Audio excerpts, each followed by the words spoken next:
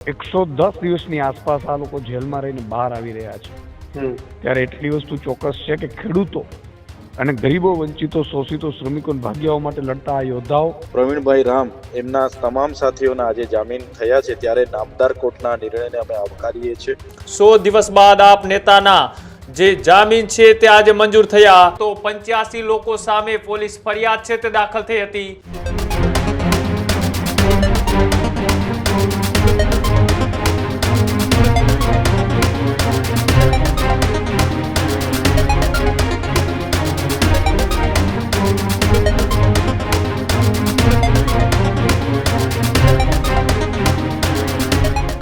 લાંબા સમય થયા બોટાદના કડદાકાંડને લઈ રાજુ કરપડા અને પ્રવીણ રામ જેલમાં હતા, તેને લઈ મોટા સમાચાર સામે આવી રહ્યા છે। બોટાદ કડદાકાંડને લઈ મોટા સમાચાર। કડદાકાંડમાં આપ નેતા રાજુ કરપડા અને પ્રવીણ રામના જામીન મંજૂર થયા। 100 દિવસ બાદ આપ નેતાના જે જામીન છે તે આજે મંજૂર થયા। બંને નેતાઓ આજે જેલમાંથી બહાર આવશે। હળદળ ગામે યોજાયેલ મહાપંચાયતમાં બની હતી ઘટના। હળદર ગામે યોજાયેલ ઘટનામાં 70 થી વધારે લોકો સામે ગુનો નોંધાયો હતો। આપના નેતા પ્રવીણ રામ અને રાજુ કરપડાની આગેવાનીમાં જે મહાપંચાયતનું આયોજન હળદર ગામ ખાતે કરવામાં આવ્યું હતું, તેમાં લઈ પોલીસ અને લોકો વચ્ચે લાઠીચાર્જ અને પથ્થરમારો થયો હતો। 85 લોકો સામે પોલીસ ફરિયાદ છે તે દાખલ થઈ હતી। એક બાદ એક લોકોના જામીન છે તે મંજૂર થયા હતા અને અંતે આજે બે આમ આદમી પાર્ટીના નેતા રાજુ કરપડા અને પ્રવીણ રામના પણ જામીન છે તે મંજૂર થયા। બોટાદ કોર્ટે આ મામલે આજે સુનાવણી છે તે હાથ ધરી હતી। સુનાવણીમાં બંને નેતાઓના જામીન છે તે આજે મંજૂર કરવામાં આવ્યા। ગમે ત્યારે પ્રવીણ રામ અને રાજુ કરપડા જેલમાંથી બહાર આવશે તે પહેલા આમ આદમી પાર્ટીના નેતાઓએ આ કડદાકાંડમાંથી જામીન મળેલા બંને નેતાઓને લઈ પ્રતિક્રિયાઓ પણ આપી। ત્યારે આમ આદમી પાર્ટીના પ્રદેશ પ્રમુખ ઈસુદાન ગઢવીએ આ મામલે શું કહ્યું, આવો તે પણ જોઈએ। રાજુ કરપડા અને પ્રવીણ રામના જામીન મંજૂર થઈ ચૂક્યા છે। 100 દિવસ બાદ બંને નેતાઓ જેલની બહાર આવશે। આમ આદમી પાર્ટીના પ્રદેશ પ્રમુખ ઈસુદાન ગઢવી આપણી સાથે છે, સીધી જ વાત તેમની સાથે કરીએ। ઈસુદાનભાઈ, શું કહેશો? 100 દિવસ બાદ આમ આદમી પાર્ટીના બે નેતા કે જે બોટાદની અંદર કડદાની ઘટનાને લઈને ખેડૂતોનો અવાજ બનવા ગયા હતા એ જેલની બહાર આવી રહ્યા છે।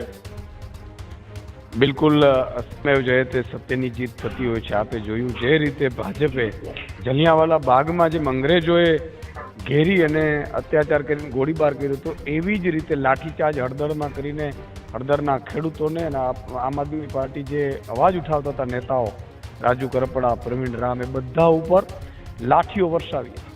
એટલું નહીં, એમાં રાજુ બરગતરિયાને તો માથું પણ ફોડી નાખ્યું હતું।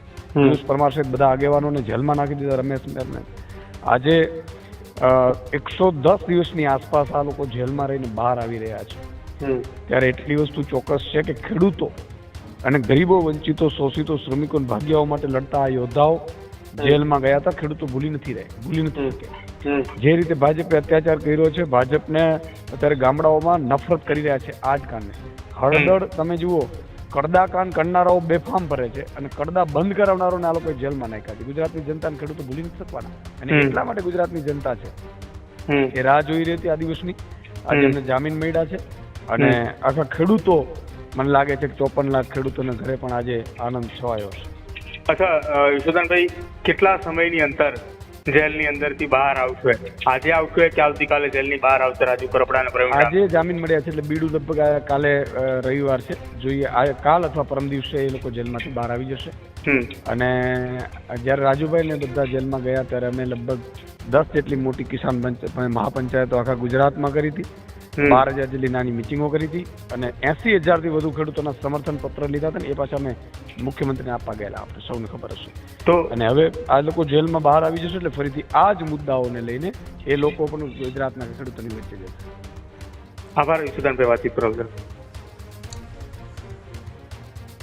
બિલકુલ, તો ઈસુદાન ગઢવીએ કહ્યું કે જ્યારે બહાર આવશે ત્યારે ફરીથી એ જ તેવર સાથે આમ આદમી પાર્ટીના નેતાઓ મેદાનમાં ઉતરશે અને સાથે જે રીતના એ કડદાકાંડની અંદર આમ આદમી પાર્ટીએ મહાપંચાયતનું આયોજન કર્યું હતું, આ મહાપંચાયત બાદ જે મામલો છે તે બીચકાયો હતો, પોલીસ અને સ્થાનિક લોકો વચ્ચે ઘર્ષણ સર્જાયું હતું, પરમિશન ન હોવા છતાં પણ એક ગામની અંદર એક ખેડૂત મહાપંચાયત કરવા માટે આમ આદમી પાર્ટીના ઈસુદાન ગઢવી સહિતના નેતાઓ ત્યાં પહોંચ્યા હતા અને ત્યારબાદ જે ઘટના બની તેને લઈ 85 લોકો સામે પોલીસે ગુનો દાખલ કર્યો હતો અને અંતે આમ આદમી પાર્ટીના રાજુ કરપડા અને પ્રવીણ રામ એ અમદાવાદ આમ આદમી પાર્ટીની કાર્યાલય ખાતેથી તેઓની ધરપકડ છે તે કરવામાં આવી હતી. સાથે જ 90 દિવસ કરતાં પણ વધારે સમય જે આમ આદમી પાર્ટીના ધારાસભ્ય ચેતર વસાવા કે જેઓ જેલમાં રહી ચૂક્યા હતા તેને લઈ હવે જ્યારે આમ આદમી પાર્ટીના રાજુ કરપડા અને પ્રવીણ રામના જામીન મંજૂર થયા છે ત્યારે ચેતર વસાવાએ આ મામલે પ્રતિક્રિયા આપતા શું કહ્યું આવો તે પણ જોઈએ.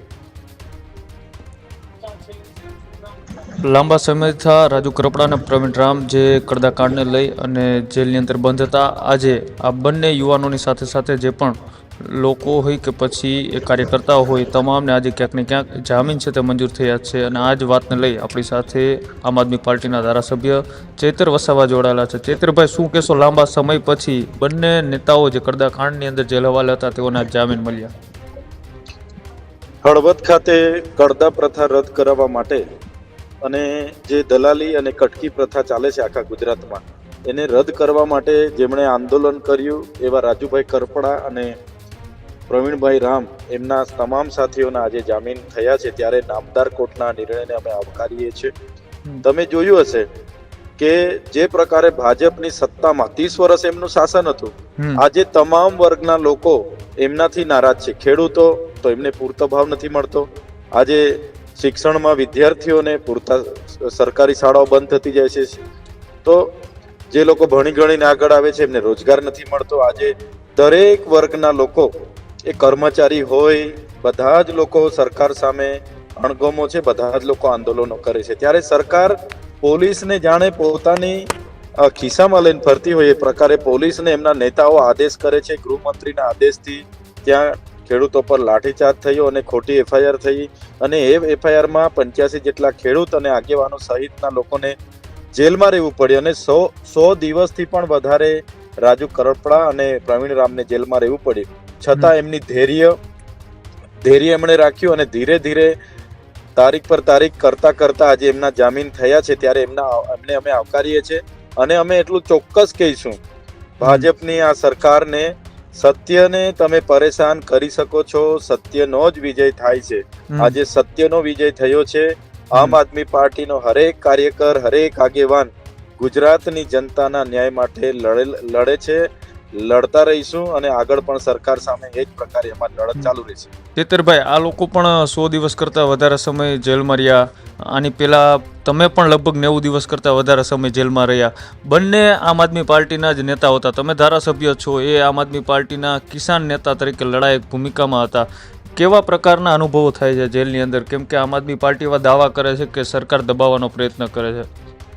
ચોક્કસ સરકાર દબાવવા એના માટે તો જેલ કરે છે, એના માટે ખોટી એફઆઈઆર કરે છે. એમણે તો આ ખેડૂતોની માંગણી સ્વીકારી લેવી જોઈએ, એમણે આપી દેવું જોઈએ. એની જગ્યાએ એમણે પોલીસને મોકલીને લાઠીચાર્જ કરવા માટેની શું જરૂર પડી? એવા આરોપ લાગ્યા હતા કે શું જરૂર પડે છે? ફાયરિંગ કરવાની શું જરૂર પડે છે? એટલે એ અમારા જેવા ધારાસભ્ય હોય કે અમારા ખેડૂતો માટે લડતા નેતાઓ હોય કે અમારા અરવિંદ કેજરીવાલજી હોય, બધા જ લોકો પર આ પ્રકારના ખોટા એફઆઈઆર થયા. હમણાં 5 દિવસ પહેલા જે કેસમાં અરવિંદ કેજરીવાલ સમેત આમ આદમી પાર્ટીના મહત્વના 6 નેતાઓને જેલમાં રાખવામાં આવ્યા, એ કેસમાં એ લોકો નિર્દોષ જાહેર થયા. ઈડી પાસે કોઈ પુરાવા નથી, કોઈ રિકવરી નથી. એક મુખ્યમંત્રીને 6 મહિના સુધી જેલમાં રહેવું પડે ને જેમાં એક પુરાવો ના મળે, એક રિકવરી ના મળે, તો આ શું દર્શાવે છે? આ ભાજપની તાનાશાહી દર્શાવે છે. એટલે અમે તો લડીશું. અમને જેલમાં નાખશે, ખોટી એફઆઈઆર કરશે કે દુનિયા કરશે, અમે એનાથી ડરવા વાળા નથી, અમે લડવા વાળા લોકો છે એટલે અમે લડીશું. પણ ત્યાં એવા પણ આરોપ લાગ્યા હતા ચેતરભાઈ કે હળદરની અંદર ખેડૂતોને અને સાથે સાથે લોકોને ઉશ્કેરવાનું કામ આ બંને નેતાઓ કરીને ભાગી ગયા હતા અને છેલ્લે ધોકા અને પથ્થરો એ ત્યાંના સ્થાનિક લોકોને ખાવાનો વારો આવ્યો.